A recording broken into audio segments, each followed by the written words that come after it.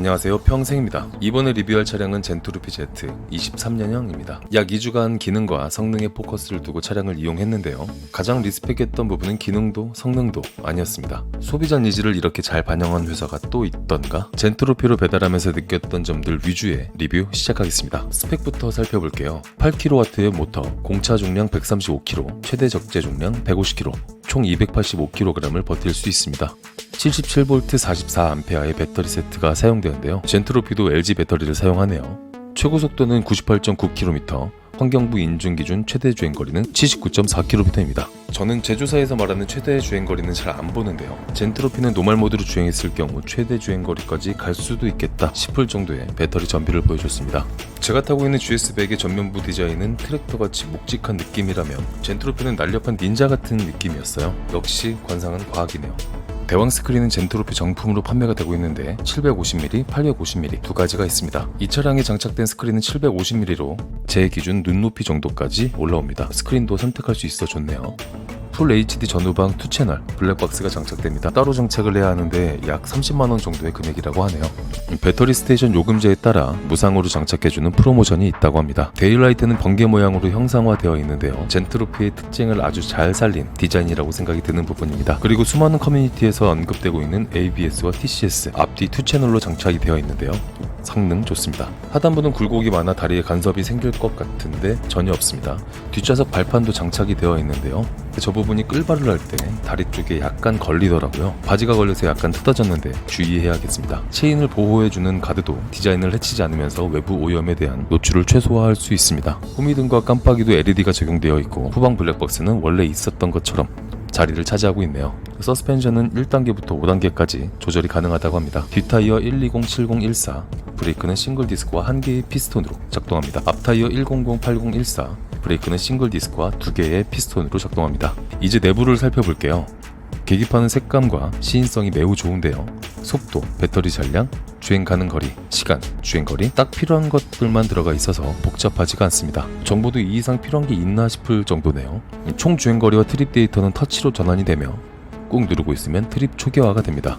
평소에는 보이지 않지만 타이어 공기압, 배터리 온도에 따른 경고등이 배치되어 있습니다. 좌측 kit박스에는 상시 상하향등, 비상등, 비상등 이펙트는 정말 화려한데요. 깜빡이를 켰을 때 소리가 전혀 나지 않기 때문에 이렇게 화려하게 만들지 않았을까 예상이 되네요. 클락션 소리는 이렇습니다. 깜빡이는 가장 아래쪽에 위치해 있네요. 그리고 특이한 점은 좌측 kit박스 앞쪽 후진 버튼의 위치인데요. 처음엔 저 위치가 너무 생뚱맞게 느껴졌었어요. 하지만 저기에 후진 버튼이 있으니까 앉아서 후진을 하던 옆에 서서 후진을 하던 어색함이 전혀 느껴지지 않았습니다. 오른쪽에 후진 버튼이 위치한 GS100을 탈 때는 서서 후진할 생각을 전혀 못했었거든요. 각 핸들을 이어주는 바는 곡선형으로 되어 있습니다. 느낌 자체는 매우 클래식한 느낌을 주네요. 우측 kit박스에는 주행 모드, 임시 상향등, 그리고 TCS 버튼이 위치해 있습니다. kit박스에도 딱 필요한 기능만 군더더기 없이 버튼이 배열된 모습인데요. 오른손이 할 일이 스로틀과 브레이크밖에 없어서 전비를 효율적으로 쓸 수 있을 것 같습니다. 그리고 여기 배선 뭉치가 지금은 다 연결이 되어 있지만 처음 출고할 때 연결이 되지 않은 배선 두 개가 따로 나옵니다. 충전 거치대와 블랙박스 혹은 열선 설치를 할 때 임의로 선을 딸 필요가 없다는 거죠. 전기 배선 잘못 건드리면 그냥 폐차 수준까지 가는데 위험 부담이 많이 줄겠습니다. 하단부 좌측에는 글로브 박스가 위치해 있습니다. 차체 적재 공간은 이것뿐이라 운행하면서 가장 아쉬운 부분이었습니다. 특이하게도 시거잭이 있네요. 시거잭 라이터 꼽아서 작동이 되는지 테스트를 못 해본 게 아쉬운데요. 가능하다면 무한동력 라이터. 블랙박스 본체는 이곳에 비치되네요.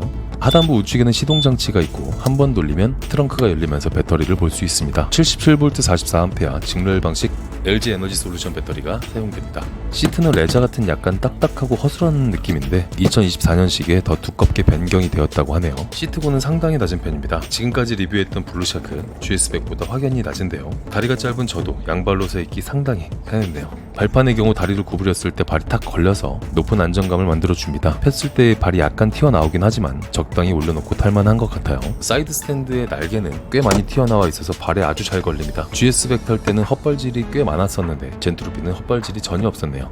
그리고 일반 도로에 주차하기에 딱 적합한 각도이고 강도는 꽤 견고하긴 하지만 내리막에서 버텨주기는 어려울 것 같습니다. 주차 브레이크는 필수로 장착을 해야 할 것 같네요. 메인 스탠드는 꽤나 견고한 편입니다. 내리막에서 무너지지는 않을 것 같습니다. 스마트키는 차량 찾기, 차량 도난 방지, 스마트키 온 오프 기능이 있으며 키 디자인에 민감한 한국인 정서를 잘 읽어 아주 세련되게 잘 만들었네요. 자, 이제 간단하게 한 바퀴 돌아보죠. 간단히 한 바퀴 돌아보고 도로주행 및 전비 테스트 해보도록 하겠습니다. 노멀 모드로 주행을 해볼게요. 젠트로피는 별도의 레디 버튼이 없는데요. 시동을 켜고 스탠드를 올리면 바로 출발이 가능합니다. 노멀 모드에서도 치고 나가는 힘은 전혀 부족함이 없네요. 다만 모터음 외에 아무런 소리가 나지 않기 때문에 골목길에서는 주의가 필요하겠습니다. 승차감은 꽤 딱딱한 편인데 시트도 딱딱해서 엉덩이에 충격이 꽤나 느껴집니다. 서스펜션은 5단계까지 조절이 가능하다고 하니 나에게 맞는 단계를 찾는 게 좋겠네요. 코너링에서 누워도 노면을 잘 잡아주는데 한계점까지 테스트해보진 못해서 아쉬움이 남습니다.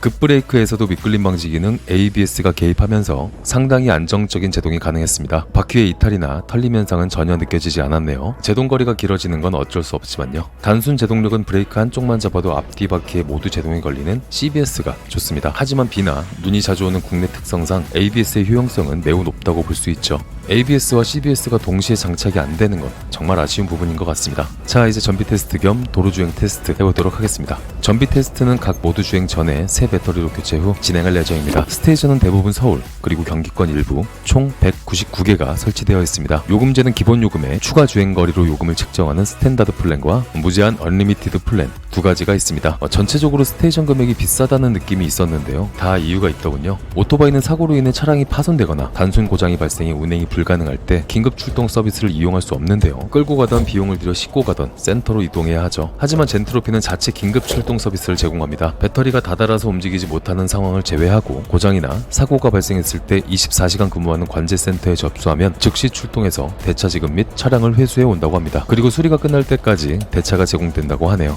이 서비스가 포함된 스테이션 금액이라고 하니 전혀 비싸게 느껴지지 않더라고요. 현재는 24시간 관제 및 출동을 청담에서만 하고 있습니다. 배터리 교체가 끝났습니다. 에코 모드부터 시작을 해볼게요.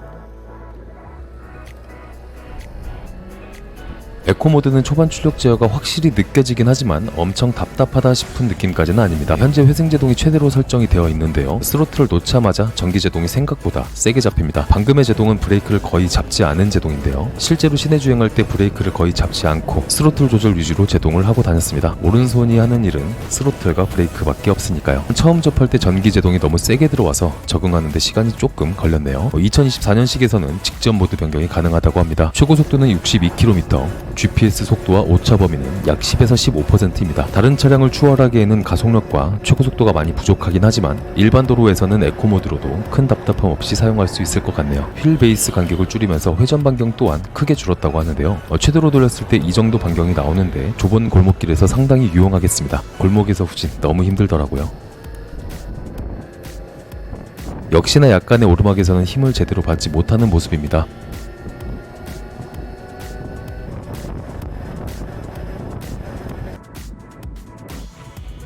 에코모드 치고는 큰 답답함 없이 주행이 가능했습니다. 다만 어느 정도 속도를 내줘야 하는 도로에서는 쓰기 어렵겠죠.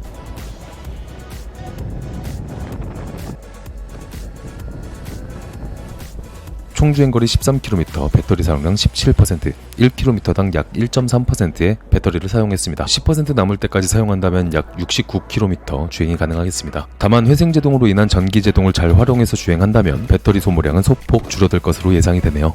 다음은 노멀 모드. 에코모드가 생각보다 답답하진 않아서 의외로 큰 차이 없지 않을까 예상했지만 에코모드 풀악셀 정도의 출력을 노멀모드 절반 악셀 정도로 낼 수 있습니다. 저는 웬만하면 비가 와도 스포츠로 다니는 스타일인데요. 젠트로피는 노멀모드로도 상당히 만족스러운 출력을 보여줍니다. 웬만한 125cc급 오토바이 가속력에 버금갈 정도입니다. 최고속도 84km, GPS 오차 범위는 에코모드와 비슷한 수준입니다. 타 차량과 속도를 맞추거나 어렵지 않게 추월할 수 있는 정도의 가속력과 속도입니다.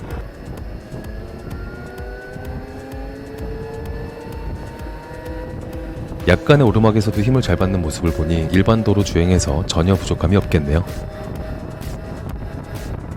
다만 최고속도 가까이 갔을 때 앞바퀴가 약간 가벼운 느낌을 받았는데요. 상당히 묵직한 GS백을 주로 이용하다 보니 상대적으로 받은 느낌인 듯 합니다. 노멀 모드로도 충분한 출력을 보여줬는데 스터니 모드는 어떨지 기대가 되네요. 총 주행거리 13km, 배터리 사용량은 20%입니다. 1km당 약 1.5%를 사용했네요. 10%까지 사용 시 약 60km 주행이 가능합니다. 이번에도 제동 거의 없이 풀 스로틀 당기면서 주행한 결과라 일반 도심에서 회생 제동을 잘 활용한다면 70km까지도 가능하지 않을까 예상을 해봅니다. 마지막으로 스포츠. 출발할 때 모드 변경을 깜빡해서 500m 지점에서 변경을 했습니다.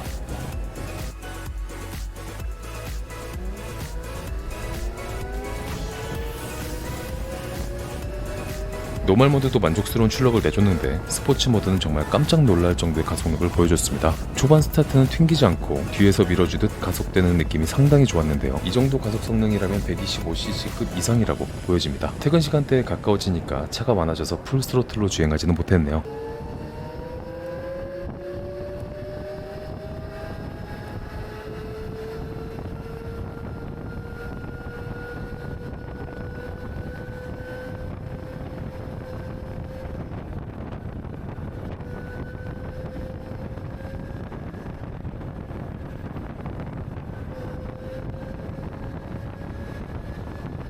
약간의 오르막에서는 평지에서보다 가속력이 부족한 느낌은 있었지만 순식간에 90km까지 속도가 올라가고 평지로 진입하는 순간 100km를 찍어버리네요. 스포츠 모드는 일반 도로에서 쓸 일이 있을까 싶을 정도로 상당한 가속을 보여줬습니다. 현재 판매 금액 330만원으로 이 정도 출력에 ABS, TCS를 포함한 옵션들을 생각하면 가성비 상당히 좋은 모델이라고 볼 수 있겠네요.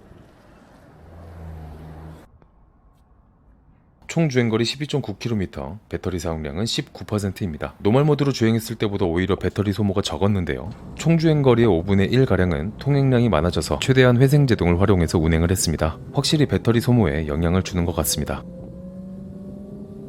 자, 마지막으로 오르막 테스트 해보겠습니다.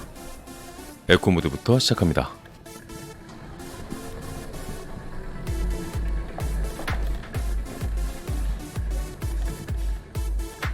아쉽게도 실패. 다음은 노멀 모드입니다.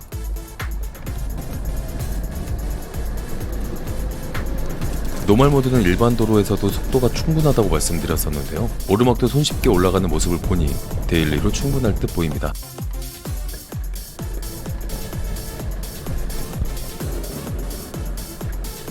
중간에 정차 후 올라가도 충분한 모습입니다. 마지막으로 스포츠. 치고 올라가는 힘과 정차 후 재출발할 때도 상당히 힘있는 모습입니다. 다만 치고 올라가는 힘은 GS백이 월등히 좋고 차이가 꽤 있습니다. 트랙터를 어떻게 이기... 오르막에서 자치 후진 기능으로는 주행이 불가능했습니다. 후진 버튼을 눌러도 앞으로 밀리는데요. 평지에서 시작을 해도 오르막을 만나면 멈춥니다. 후진 버튼의 위치상 평지든 오르막이든 서서 후진을 보조하기 위한 수단 정도로 활용하기에 적합해 보입니다.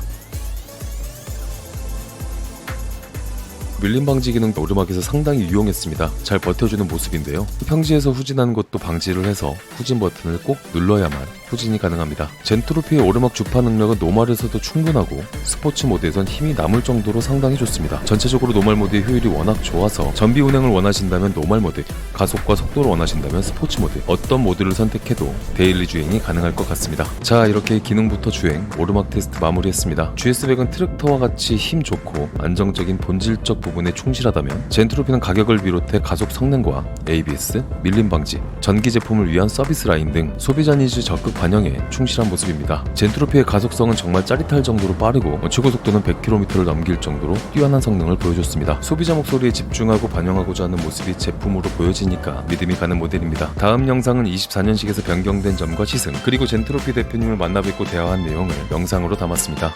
영상 시청해주셔서 진심으로 감사드리며 구독과 좋아요 꼭 부탁드립니다.